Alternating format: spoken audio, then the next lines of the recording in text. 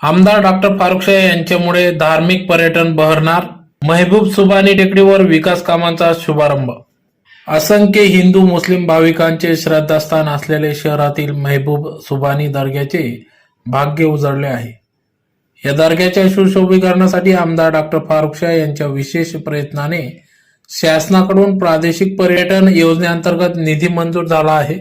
या निधीतून महबूब सुभानी टेकडीवर पथदिवे, कॉन्क्रीट पायऱ्या व रेलिंग तसेच भाविकांसाठी जाण्याची सुविधा इत्यादी विकास कामे करण्यात येणार आहेत. यासाठी सुमारे 80 लाख रुपये खर्च अपेक्षित असून या विकास कामांचा शुभारंभ आज सकाळी आमदार डॉक्टर फारुख शाह यांच्या हस्ते करण्यात आला. इतकेच नव्हे तर याच योजनेतून अंजनशाह बाबा दर्गा येथे 1 कोटी रुपयाचा निधी विकास कामे केली जाणार आहेत. यामुळे शहरातील धार्मिक पर्यटनही बहरणार असून या विकास कामांच्या शुभारंभ प्रसंगी आमदार डॉक्टर फारुख शाह म्हणाले की धुळे शहराचा चेहरा मोहरा बदलण्यासाठी आपले प्रयत्न सुरू असून त्यासाठी जनतेची साथ अपेक्षित आहे. यापुढे जनतेचा आशीर्वाद कायम राहिल्यास शहराचा विकास कोणीच थांबवू शकणार नाही असा विश्वास त्यांनी व्यक्त केला.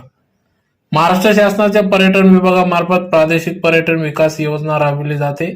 या योजनेअंतर्गत ब वर्ग पर्यटन स्थळ आणि क वर्ग पर्यटन स्थळ याच्या विकासासाठी शासन निधी उपलब्ध करून देते. महबूब सुभानी दर्गा हे क वर्ग दर्जाचे तीर्थक्षेत्र असल्याने त्याचबरोबर जिल्ह्यातील हिंदू मुस्लिम भाविकांचे श्रद्धास्थान असल्याने ते तीर्थस्थळाचा विकास करणे त्याचबरोबर येणाऱ्या भाविकांना सुविधा उपलब्ध करून देणे आवश्यक बाब होती. त्या दृष्टीने आमदार डॉक्टर फारुख शाह यांनी हा मुद्दा लक्षात घेऊन राज्य सरकारकडे सातत्याने पाठपुरावा सुरू ठेवला होता. त्यानुसार राज्याचे पर्यटन विभागाचे महबूब सुभानी दर्गा विकास कामासाठी 80 लाख रुपयाचा निधी उपलब्ध करून दिला आहे.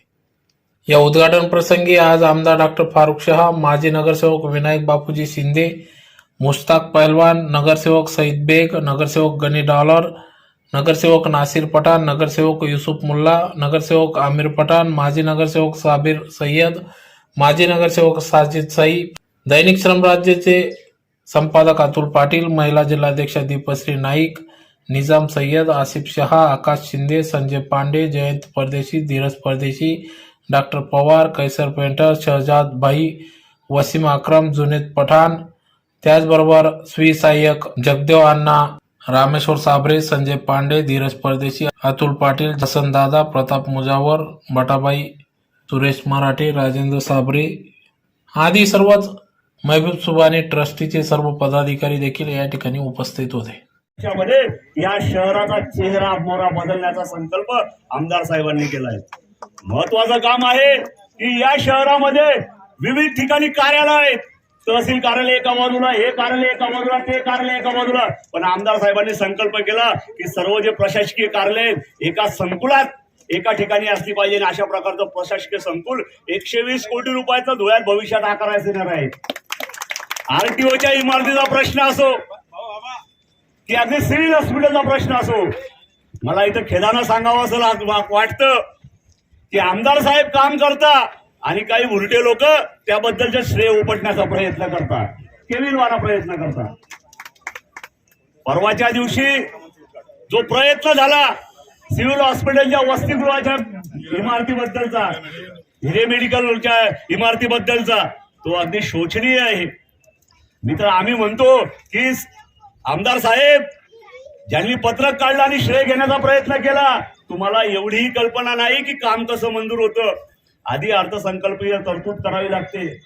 अर्थसंकल्पीय तरतूद झाल्यानंतर त्या विभागामार्फत प्रस्ताव द्यावा लागतो आणि मग त्या प्रस्तावाला प्रशासकीय मान्यता मिळते. ही कामाची पद्धत आहे. आमदार साहेबांनी 11 मार्च 2022चा जो अर्थसंकल्प झाला त्या अर्थसंकल्पामध्ये या कामाचा समावेश केल्यानंतर त्याला प्रशासकीय मान्यता मिळाली. जर दुसऱ्याच्या कामाचं आपण श्रेय घेतलं तर आपल्याला तोंड घशी पडावं लागतं, हे लक्षात घेतलं पाहिजे. आणि हा या निमित्तानं आमचा इशारा आहे. कामं आहे ती पर्यटन विभागाकडनं धुळे शहरामध्ये जी कामं झाली ती कामं कशा पद्धतीने झाली आपण जरा लेखाजोखाचा तपासला पाहिजे. पत्रकार बंधूंनो, आपण या ठिकाणी 2 कोटी रुपये आमदार साहेबांनी या महबूब सुभानी दर्गा आणि अंजनशाह बाबा दर्गा यासाठी दोन्ही ठिकाणी आणलेले. 80 लाख रुपयातनं संपूर्ण एका बाजूनं पायऱ्या आणि दुसऱ्या बाजूनं कॉन्क्रीट रस्ता आणि रेलिंग आहे. इथं 25,000 लिटरची पाण्याची टाकी इथं बसवली जाणार आहे. जेणेकरून भाविकांची सुविधा उपलब्ध होईल. त्याचबरोबर अजून एक मूलभूत सोयी सुविधा या योजनेतनं जवळजवळ 40 लक्ष रुपयातनं रस्ते पण केले जाणार आहेत. ते पण अजून एक नवीन उद्घाटन समारंभ शुभारंभाचा कार्यक्रम आपण या ठिकाणी ठेवणार आहोत. हा जो विकासाचा महामेरू या ठिकाणी आपण या आमदार साहेबांना म्हटलं पाहिजे.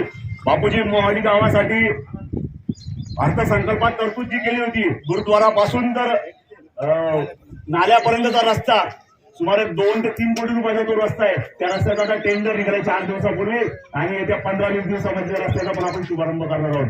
दुसरा जो रस्ता आहे तो चाळीसगाव रोड ते पिंपळदेवी हायस्कूल पर्यंत या रस्त्याचाही शुभारंभ लवकरच केला जाईल. आणि बापूजी आमदार साहेबांच्या वतीनं आम्ही इथं जाहीर करतो की मोहाडी मधलं जे पिंपळदेवी म्हणजे राजू पैलवान शिंदे यांनी ज्या बांधलेलं आहे त्या मंदिरासाठी पेविंग ब्लॉक आणि गार्डनिंगचा जो प्रकल्प आहे तो पण प्रकल्प आमदार साहेबांनी हातात घेतलेला आहे आणि लवकरच त्यासाठी एका योजनेतनं 40 लक्ष रुपयाची तरतूद केली जाणार आहे.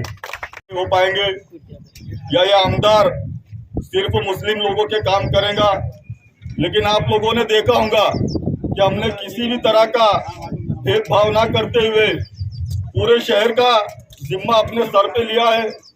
और आप लोगों ने देखा होगा कि जिस तरह हम मस्जिद मदरसे का काम करते हैं उसी तरह से हम बुद्ध विहार का काम करते हैं, मंदिरों का काम करते हैं.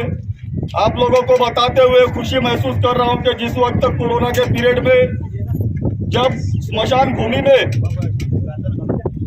लाशों को जलाने के लिए लकड़ियां नहीं मिल पा रही थी, उस वक्त यह संकल्पना हमारे दिमाग में आई बापूजी कि हमको एक इलेक्ट्रिक शेगड़ी लेनी चाहिए जिससे हमारी जो मैयतें हैं उनको जलाने में आसानी हो.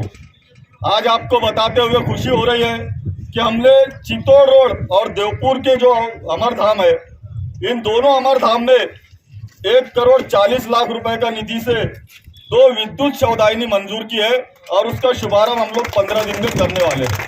कि यहाँ पर जब हम चुनकर आए उस वक्त शहर की बहुत खराब हालत थी.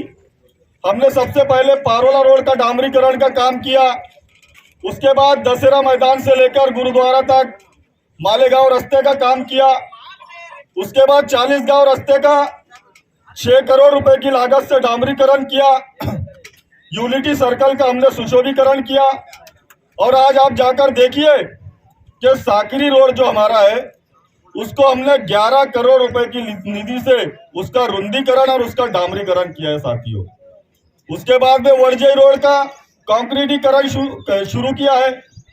कुछ लोग मेरे पास आते हैं, उनका कहना यह होता है कि आमदार साहब आप इतने काम करते हो, इतने बड़े बड़े काम करते हो, लेकिन आप उसका गाजा वाजा नहीं करते. उसने ये कहा कि 15 साल पहले माजी आमदार अनिल गोटे ने एक एक्सप्रेस कैनाल का काम किया था जिसको सिर्फ 20 लाख रुपए की लागत लगी थी. 20 लाख रुपए का काम करने के बाद उसके जो साथी थे उन्होंने 10 लाख रुपए के बैनर लगाकर उसकी पब्लिसिटी की, शहर में रिक्शा घुमाई, इतना प्रचार किया, लेकिन यहाँ पर अभी तक हमने 250 करोड़ रुपए के काम शहर के लिए मंजूर करके लाए हैं. लेकिन हमने किसी तरह का गाजा वाजा न करते हुए हम अपने काम में लगे रहते हैं और हमारा एक ही ध्यास है कि पूरे धुलिया शहर का विकास हमको जल्द से जल्द करना है. और ये जो लोग हैं जो पहले आप लोगों ने देखा होगा कि पिछले आमदारों को अगर मिलने जाओ तो उनको पता चलता था कि बाबा मुंबई गए, एक आमदार को मिलने जाओ तो वहाँ पता चलता था कि अन्ना मुंबई गए. अरे जब ये लोग मुंबई रहते थे तो मुंबई से क्या लाते थे? आप लोग देखते होंगे कि मैं हर हफ्ते जाता हूँ और अपने शहर के विकास के लिए कुछ न कुछ निधि लाता हूँ.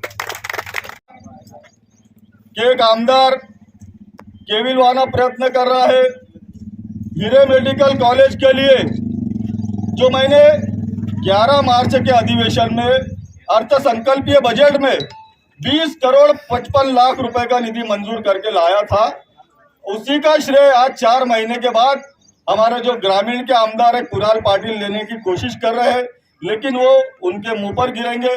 मैं आप लोगों को बताना चाहूंगा कि 11 मार्च के अधिवेशन में वो बजट में हमने पहले ही वो काम मंजूर करके लाया है और उसका फुकट का श्रेय लेने की नाकाम कोशिश कर रहे हैं। इसी तरह से इन्होंने पहले भी एक प्रयत्न किया था कि जो आरटीओ की इमारत है उसके लिए 13 करोड़ रुपए का निधि हमने हमारी जान की बाजी लगाकर पूरी मेहनत करके हमने मंजूर करके लाया था, लेकिन उसका भी फुकट का श्रेय लेने की कोशिश कुणाल पाटिल कर रहे थे। उस वक्त भी वो मुंह के बल गिरे और इस वक्त भी उनको मुंह के बल गिरना पड़ेगा। आज आपको ये बताते हुए खुशी महसूस हो रही है, क्या 2 करोड़ रुपए की लागत से, मैं समझता हूं कि इसके पहले ये जो हेड है पर्यटन विकास का, इस हेड से शहर के विकास के लिए कभी निधि नहीं आया, लेकिन हमने 2 करोड़ रुपए का निधि, जिसमें से अनजान शाह सरकार की जो दरगाह का सुशोभीकरण करना है 80 लाख रुपए, महबूब सुबानी बाबा दरगाह का सुशोभीकरण करना है उसके लिए 1 करोड़ रुपए और विट्ठल रुक्माई मंदिर के लिए 20 लाख रुपए, ऐसा 2 करोड़ रुपए का निधि हमने मंजूर करके लाया है। और विट्ठल रुक्माई मंदिर का काम का शुभारंभ हो चुका है। उसके बाद आज आपने देखा कि महबूब सुबानी दरगाह का काम भी आज शुरू हो रहा है और अगले हफ्ते ही हम अनजान शाह सरकार का काम शुरू करने वाले हैं। इतना बोलता हूँ और अपने 2 शब्द खत्म करता हूं।